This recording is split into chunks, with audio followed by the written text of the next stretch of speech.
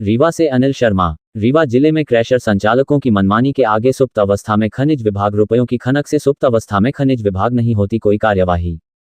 रीवा जिले में संचालित होने वाले स्टोन क्रैशर प्लांट भले ही क्रशर संचालकों की कमाई का जरिया है, परंतु जिन क्षेत्रों में स्टोन क्रैशर संचालित है वहां पर्यावरणीय क्षति एवं जान माल के नुकसान की आशंका के साथ में संचालित होने वाले इन क्रशर पर खनिज विभाग सहित विभिन्न नियमों को दरकिनार कर क्रशर संचालकों की चांदी काट रहे हैं, परंतु इन्हें रोकने वाला कोई नहीं है। यूं तो किसी भी क्रशर प्लांट को संचालित करने के लिए सरकार के द्वारा नियमावली की एक लंबी चौड़ी लिस्ट है, मगर मजाल है कि कोई भी क्रशर संचालक संबंधित नियमावली के नियमों का पालन करें।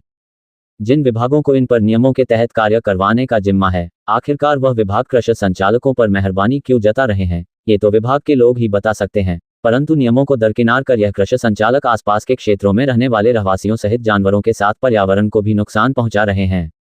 रीवा जिले में संचालित होने वाले क्रशर प्लांट को लेकर खनिज विभाग के अपने कई दावे हैं। खनिज विभाग की तरफ से ये दावा किया जाता रहा है कि जिले में संचालित होने वाली विभिन्न गतिविधियों पर खनिज विभाग की नजर बनी हुई है, परंतु विभाग की अदा भी उस समय खोखले साबित होने लगते हैं जब इन खदानों को वास्तविक रूप में देखा जाता है। नियम तो कहते हैं कि कोई भी क्रशर मुख्य मार्ग सहित घनी आबादी वाले क्षेत्रों में विभिन्न नियमों के तहत संचालित किया जाना है, जबकि वास्तविकता तो यह है कि क्रशर संचालकों को नियमों को शिथिल करते हुए चलाने की अनुमति प्रदान कर दी जाती है। आज ये क्रशर संचालक कमाई करने की चाह में क्रैशर खदानों की गहराई सैकड़ों मीटर तक करने से भी नहीं चूक रहे हैं।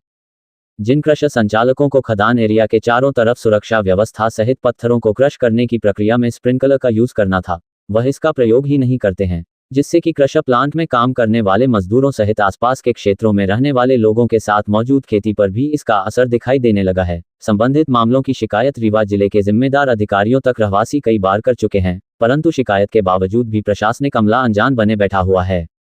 ऐसा ही नहीं है कि सिर्फ आमजन की शिकायत ही एकमात्र प्रशासनिक अमले के पास में पहुंची हो। कई बार रीवा जिले में मौजूद पत्रकार अनिल शर्मा के द्वारा भी इस मुद्दे को उठाया चुका है, फिर भी इस मामले पर कोई ठोस कार्रवाई होती नजर नहीं आ रही है। ऐसे में खनिज विभाग के जिम्मेदार अधिकारियों की कर्तव्य निष्ठा पर भी सवालिया निशान खड़ा हो रहा है।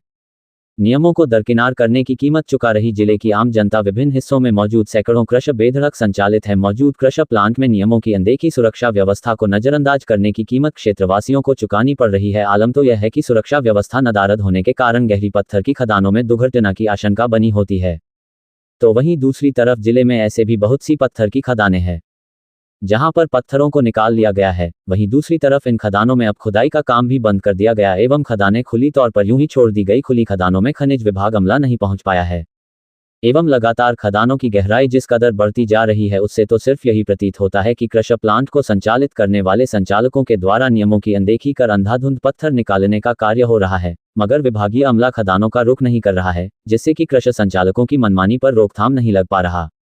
जैसा कि सभी को ज्ञात है कि रीवा जिले क्रिटिकल प्रदूषण जोन में आता है। लगातार क्षेत्र में फैले प्रदूषण के कारण खबरें कई बार उठी है। कोरम पूरा करने के लिए प्रदूषण विभाग सहित जिला प्रशासन आमला दिवाली के समय पटाखों पर रोक लगाकर प्रदूषण कम करने की पहल जरूर कर देता है, पर वास्तविक में कार्य यूं ही चलता रहता है। अब इसे महज कोरम पूर्ति करें या फिर विभागीय उदासीनता,